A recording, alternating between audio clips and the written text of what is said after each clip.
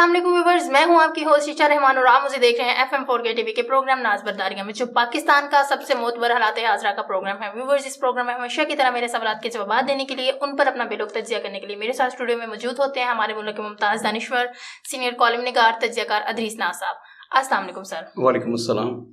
Sir, कल वफाकी हुकूमत ने बिलाखिर इतनी दुश्वारियों और मुश्किलात के बावजूद अपना जो है वो बजट पेश किया है। 95 खरब 2 अरब रुपए का उन्होंने कल बजट पेश किया। इसमें हम गरीब आवाम के लिए क्या रिलीफ दिया गया? ईशा, इस बजट में गरीब आवाम के लिए तो कुछ नहीं रखा गया। गरीब आदमी के लिए, उसके लिए ज़रूरी होती है जो अशिया खुर्दोनोश होती हैं, बिजली होती है, सुई गैस होती है और पेट्रोल होता है। बजट आने से पहले ही हुकूमत ने 60 रुपये तो पेट्रोल में इजाफा कर दिया था एक हफ्ते में, बिजली की कीमतों में 40% बढ़ा दिया, इसी तरह गैस की कीमतें बढ़ा दी। तो सिर्फ और सिर्फ खाने का जो कुकिंग ऑयल है 200 रुपये इजाफा कर दिया था 1 लीटर में। तो मतलब गरीब आदमी के लिए बजट से पहले ही बहुत ज़्यादा महंगाई कर दी, दुश्वार कर दिया गया था। गरीब आदमी के लिए बजट में भी कुछ नहीं रखा गया। मतलब ना उसमें दालें सस्ती हुई, ना घी सस्ता हुआ है, ना चीनी सस्ती हुई है। कोई खातर खा उसमें कोई ऐसी चीज़ नहीं। लोगों को जो चीज़ें चाहिए, आटा, चीनी, घी, वो सारी चीज़ें महंगी हैं और बदसूर महंगी होंगी। पेट्रोल महंगा कर दिया गया। बजट के बाद 15 तारीख को फिर एक दफ़ा पेट्रोल महंगा किया जाना है। मतलब 3 दिन के बाद फिर पेट्रोल बम गिराया जाएगा वहाँ पे, और वो भी 20 से 30 रुपए का एक और बम है जो पर लीटर वहाँ पे गिरना है। उसके बाद फिर घी भी महंगा होगा, आटा भी महंगा होगा, और तमाम खाने वाली चीज़ें और सब्जियां महंगी हो जाएंगी।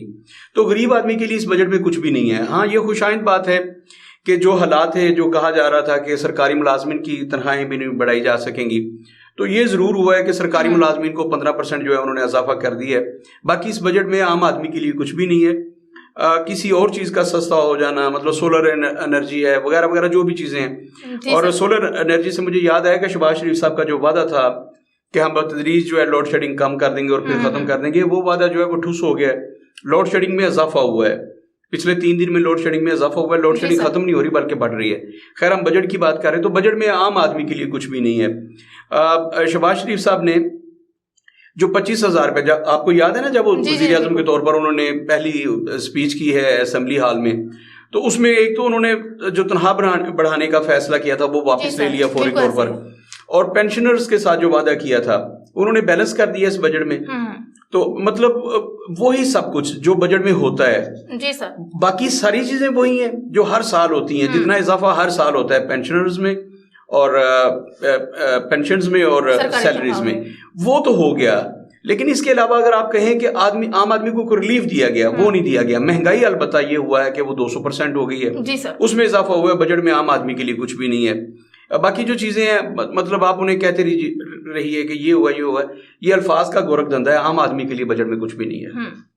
सर, आज लाहौर हाई कोर्ट ने जो वज़ीर आज़म पाकिस्तान शहबाज शरीफ और उनके जो साहबजादे हैं वज़ीर आला पंजाब हमजा शहबाज, उन पर जो करप्शन के केसेस थे उनमें उनकी ज़मानत जो है मंजूर कर दी है।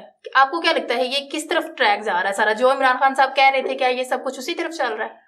इमरान खान की ये बात जो है ये 100% दुरुस्त साबित हो रही है। इनको हुकूमत लेने की जो जल्दी थी, आपने देख लिया, इनके इल्म में था कि ये बजट पेश करना बहुत मुश्किल होगा। इन्हें IMF के मुआहिदों का इल्म था। लेकिन मैं बार बार अर्ज कर रहा हूँ, इनके जो जहन में था, एक तो इनके केसेस थे। आपको पता है ना कि पिछली पेशी पर FIA के वकला ने कहा कि हमें इन दोनों की गिरफ्तारी मतलूब है। तो इन दोनों को वही समझ आ गई थी जब अदालत ने जाने दिया और रिलीफ दे दिया।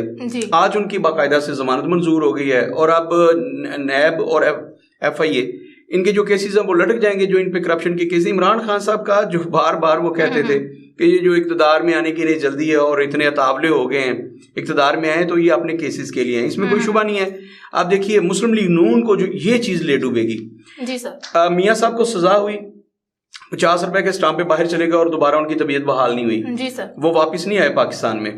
ये मुस्लिम लीग नून के साथ ये कलंक का टीका इसके साथ लगा रहेगा। दूसरा, हमजा शहबाज शरीफ और मियाँ शहबाज शरीफ साहब, इन्होंने केसेस को ऐसे सामने करने का फैसला किया कि हुकूमत में आए, नैब का कानून ही खत्म कर दिया है। खत्म करने से मुराद ये कि वो यूं समझ लीजिए कि अब वो इस कदर गया गुजरा कानून है कि उसमें किसी मकड़ी के जाले से भी नाजुक कानून बन गया है नैब का।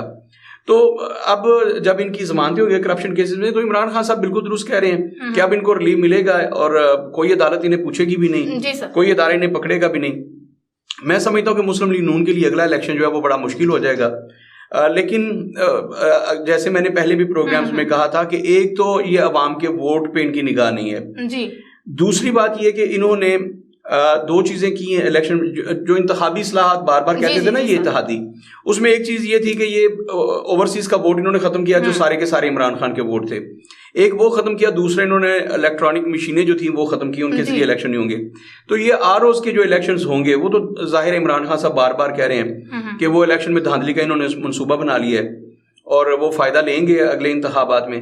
باہر کیا یہ کوئی اچھی بات نہیں ہے کہ انہوں نے اپنی حکومت میں ریلیف لیا.